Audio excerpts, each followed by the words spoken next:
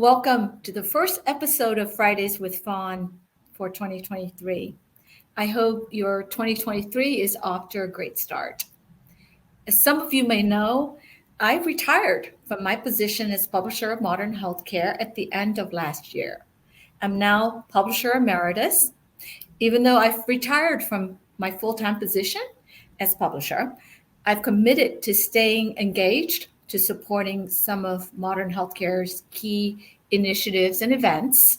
And I'm thrilled to let you know that I will continue to be involved with Modern Healthcare's Women Leaders in Healthcare Conference and to host Fridays with Fawn for 2023. We are very fortunate to have Tina Freese Decker, President and CEO of Corewell Health, to kick off our 2023 Fridays with Fawn. Tina, I have admired you for so long. You've always been such a passionate and innovative leader, a champion of women in leadership. You've contributed so much to our great industry, and thank you for that. And thank you for joining us today. We are honored to have you as my guest on the first episode of Fridays with Fawn.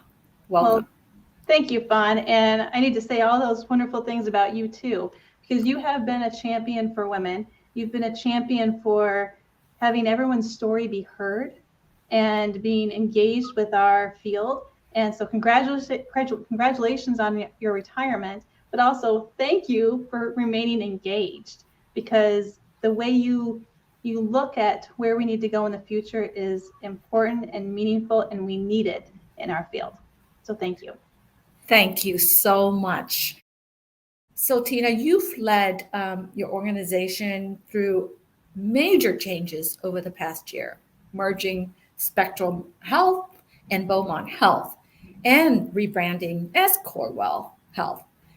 What was the impetus for the merger? And more importantly, how will you judge success in a year and in 3 years? Well, we ask ourselves every day, how can we be better so people can have better health? We are relentlessly pursuing better health. And that was the impetus of this integration. And all the work we are doing is to create a better health system so that the people in our communities can live better lives. When I think about the uniqueness of the health system that we have put together right now, I am really excited about it. I love it because we've served such unique areas that we can test some different models of healthcare. I think about our system, we cover urban, suburban, and rural. We go from children's hospital to post-acute services. We have physician clinics and health insurance, and our health plan is the third largest provider-sponsored health plan in the country. So with all of these elements, we have this opportunity to really test new models, and we can prove out which ones will truly transform healthcare for the better. So I think measurement's a little too early because we want to be innovative, we want to be bold, and what we're trying to do is make things better. We can measure that in small increments. I want to measure it in the big increments too. Good for you. So I didn't know that yours is the third largest plan. Yes, we're very proud of Priority Health. They're a benchmark plan. The quality is excellent, and we only serve people in the state of Michigan. But in terms of our size, with 1.2 million members, we do a very good job. The other element that I love about Priority Health is we focus on affordability and value. Yeah. So when you think about the cost of healthcare and the cost of health insurance, we make sure that we keep our administrative spend down, and we're much more competitive with many others in the country about that administrative spend, because we believe that when you buy health insurance, you should go for your healthcare. 100%, and thank you for that. So Corewell Health has made a pledge to act to improve health equity, diversity, and inclusion. Would you please tell us more about this pledge and some of the initiatives in action to fulfill it? Yeah. So we believe that everyone should get the healthcare that they need to achieve their fullest health potential, period. And as you and I both know, unfortunately, this doesn't always occur. And I choose to believe that our deficiency in this isn't intentional. It's probably any number of biases, probably unseen biases and some seen biases, that when it's made visible and really understood, we can improve it. So it's things that we need to address, like care pathways, to ensure everyone gets the care that they specifically need. So the work starts with education. It starts then understanding the data and looking at the processes to uncover what may have been invisible before. And it takes time, energy, honesty, self-awareness, determination, curiosity, and you have to be okay with vulnerability, because you're going to find things out that you don't want to know, and we need to get in there and we need to change it, because that's the only way we're going to improve it. I'm an industrial engineer, and so many times in the process improvement courses that I took, they talk about every person has two jobs. Do your job and then make it better. And I can see that for the big vision that we have about making it better, and I can see it in health equity and how we need to make sure we're always thinking about how do we get to be better. So I wanted to share one story with you of how I think we're doing a really good job, and of course we always need to continue to improve. So we launched a Strong Beginnings program. Strong Beginnings is a concept that we began in 2004, and it seeks to promote racial equity and eliminate disparities in birth outcomes between those who are white and those of people of color in Kent County in Michigan. And in 2003, Kent County had the highest Black infant mortality in Michigan, and it was 4 times higher for Black and Latina mothers than white mothers. Totally unacceptable. And so we came together as a community and we formed this Strong Beginnings Collaborative. And today we now see the results. This collaborative is working, and we have eliminated the disparity in infant mortality for those enrolled in the program, which is truly phenomenal. But it takes innovation to really get this program going, and it takes collaboration. So we asked peers and people that have gone through this, how do we improve the program? How do we really make a difference? And so we did everything that everyone's doing. We also created a Strong Fathers program to connect to family life, because it does take a village to care for a child. And we created a mental health program. I remember as a mom, maybe you do too, that it was really helpful to have that extra support right after birth. And so this program provides women with support not only for their physical needs, but for their spiritual and mental needs too. So overall, many more babies of every color have lived to their first birthday because of this collaborative, and we need to take this work and spread it to continue in our areas and geographies, but also to other areas of health equity. And that's what gets me really excited about it. Wow, congratulations. I'm so appreciative of the work that you're doing in this area, and how far along that you are, right? You started this in 2004. Yes. Wow, that's really, really amazing. And and so over time you've learned from your experiences, right? And you're building it in a way that is so comprehensive. You're covering so many different facets of equity that Right. it's so important to sharing. I hope you will continue to share, to amplify your best practices with others in the field. Absolutely. This is an area that we should collaborate on. Yeah.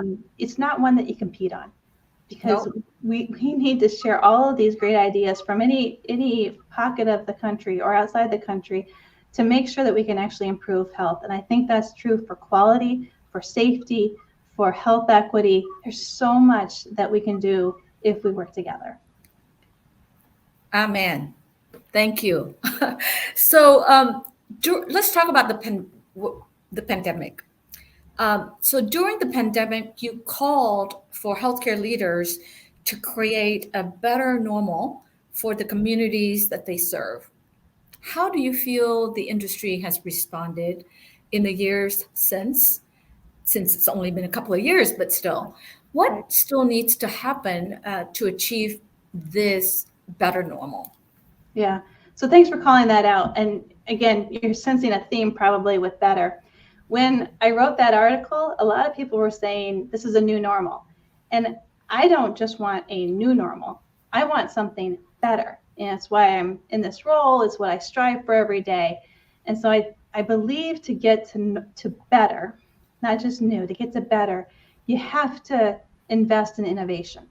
And you have to start applying that right now. And I think there was tons of innovation that occurred during the pandemic, but we are at risk of slipping back. Okay. And for innovation to thrive, you need 3 areas. You need to have a strong purpose, you need to have trust, and you need to have a healthy dissatisfaction with the status quo. And I think in this field, we have all 3 of those.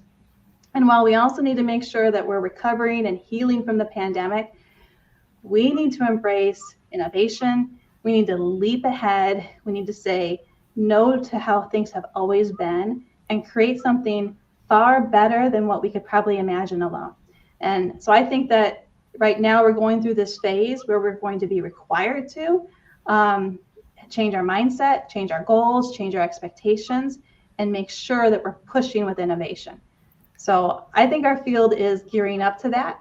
We have a lot of challenges right now, and we cannot lose sight of the fact that we cannot go back to where it is or bury our heads in the sand.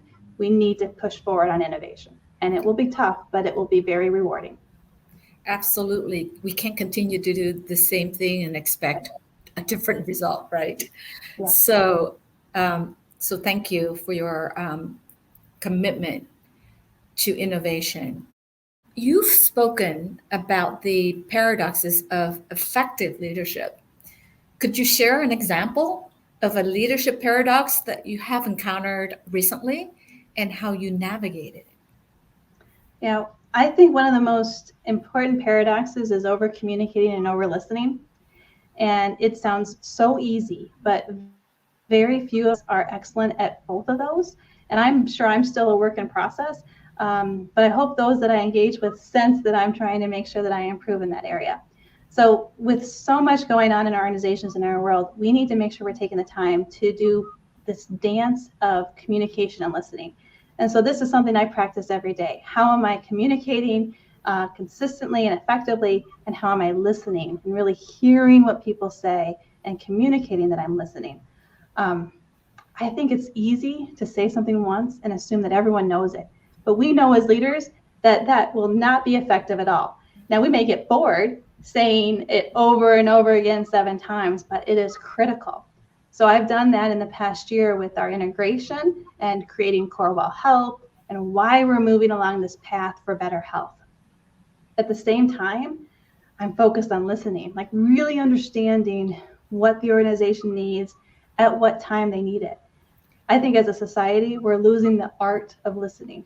You know, our attention span is now about 4 to 8 seconds. Yeah. And so we have to purposely and intentionally engage in that listening, repeat it back, and have that dance of communication and of listening. The other thing I'd say is that all of our team members are navigating such a hard time because we've been through so much in the pandemic. And so they need to know that they are cared for, that they are appreciated, that they are valued. And listening is one of the most important and credible ways to communicate that people are heard and that they're cared for and that they are understood. And I think as we try to solve some of this epidemic of loneliness, even though we are surrounded by people and surrounded by social media, I think that engaging in this active communications and listening will make a big impact on our society and our people. I couldn't agree more. And that's listening is one of the areas that I always try so hard to do better at. Right. Yeah. So, and in what you said about communication and saying, repeating things over and over, which is so important because repetition is so important, right? Especially in important on when you talk about important areas and when you talk about key focus and mission. So Yeah. As a leader, one of our most important things is, developing your team, but also providing that vision and that hope for how you're going to move forward. Yeah. And that is this dance of communicating and listening to a number of stakeholders in various ways to communicate the message consistently across the board. And I think that's a key role of leaders, and we need to make sure that we're all doing that every day. Yeah. And so let's talk a little bit about board service. You have served on a number of boards, both nationally and in Michigan. What advice do you have for women like myself who are interested in board service and taking on larger leadership roles in the healthcare and business communities? I'd say go for it. Don't wait to be perfect. Perfect will never happen. And if you wait, you will miss out on great learning opportunities. And so I say push yourself, go out and try those things. Understand where your passion is, where you really want to get engaged and learn about it, because that's really important. But don't hold yourself back because of a preconceived notion or because you may not be perfect yet. I do think it's important to be realistic about who you are and to be vulnerable about those things. But again, those vulnerabilities should not hold you back from what you want to achieve. And so embrace them, share your strengths and your passion in a way that not only propels yourself forward, but the boards and the organizations that you want to be part of, if you show up well, they will show up well too. Thank you for that. So Tina, let's talk a bit about the qualities or characteristics of a leader. What qualities or characteristics that have given you the edge in your career?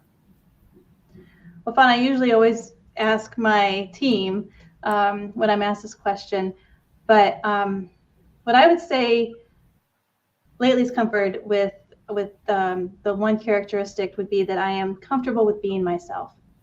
And I don't think that I would have noticed that had it not been for someone to actually point it out to me. And now I notice it. And so it's hard to be real sometimes.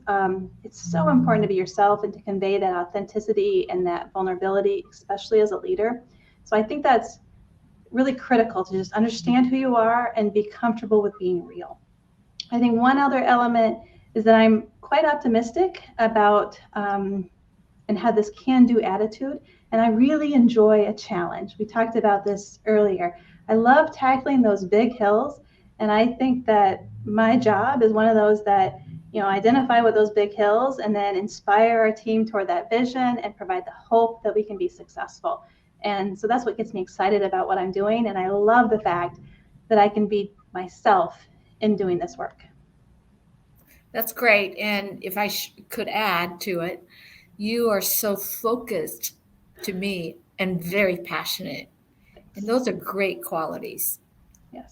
Yes, very true. Thank you for pulling those out for me. Of course. So who in your life, in your career, who has inspired you and why? So there's many members in my family who have inspired me from their values, their work ethic, to what they've been able to accomplish and wanting to make sure that I can make them proud for what I do every day. But I was recently volunteering with our day of service, and I was talking to one of our nurses, and she was sharing with me her passion and her excitement in saving lives. And that is just so truly inspiring. So I gotta say, it's everyone inspires me, and everyone gives me this little piece of themselves that just makes me go, wow, that's those big and those little things that people do every day. That's what inspires me, and it inspires me to do better every day for them. That's really cool. Thank you. What keeps you up at night? But more importantly, though, what gets you up in the morning? That's a great question. I'm recently reading a book on sleep, so I'm really trying to make sure that I get good hours of sleep. And so I like turning it over to what gets you up in the morning. Why wouldn't you get up in the morning in this field? every day is a new day. And I am so excited about how we can truly transform and make health and our system better for the people that we serve. I love hearing the stories of the people, the patients, the health plan members, our community members, of their lives that we have impacted for the better. And I still believe in every instance we have the opportunity to really make a difference. And so that's my drive. That's why I get excited to come to work, to be able to talk about what we're doing, because I think it's really meaningful. With that, I'm honored to be able to help people do their best. And I think that's one of the critical roles of a leader, is to mentor, coach, sponsor, help develop people to be their very best. And, at the end of the day, I think about what have we accomplished for the people we're serving, and what have we accomplished for the people that are doing the work, so that they can be their very best. And that's what makes me proud. We are privileged to have you as leading one of the large health systems in healthcare. Thank you for your commitment. Last question.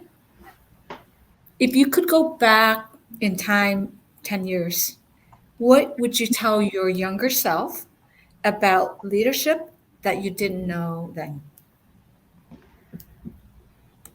I would say that it's okay to be real. There's just be you. There's only one you, and when you are you, you're authentic. You're the best you. And so I think it's really important that we don't try to hide ourselves. We don't try to mold ourselves into something that we are not. That we are ourselves, and that we are real. Thank you for your authenticity. Well, Tina, it has been truly a pleasure, absolutely an honor to speak with you today. I could spend the next 3 hours talking to you, as I mentioned earlier. I have a ton of other questions for you, but unfortunately, our time is up. I can't thank you enough for sharing your valuable time with us, and the insights, the passion, and more importantly, thank you for your commitment to advancing women in leadership. Thank you for your commitment to health equity, to addressing and advancing health equity. Thank you, Fawn. And I'll repeat, it takes a village to do this work. And I, love the African proverb: if you want to go fast, go alone, but if you want to go far, go together.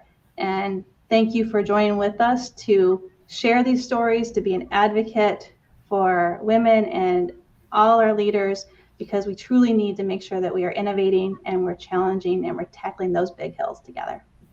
Thank you. That is one of my favorite proverbs. Thank you, everyone, for joining us. As always, I look forward to seeing you on the next Fridays with Fawn. And I hope that you'll join me and Tina at this year's Women Leaders in Healthcare Conference. It is on August 9th to 11th in Chicago. We are finalizing an outstanding program and an amazing roster of speakers for you. So we look forward to seeing you in August. But until next time, have a wonderful, wonderful, wonderful day. Thank you.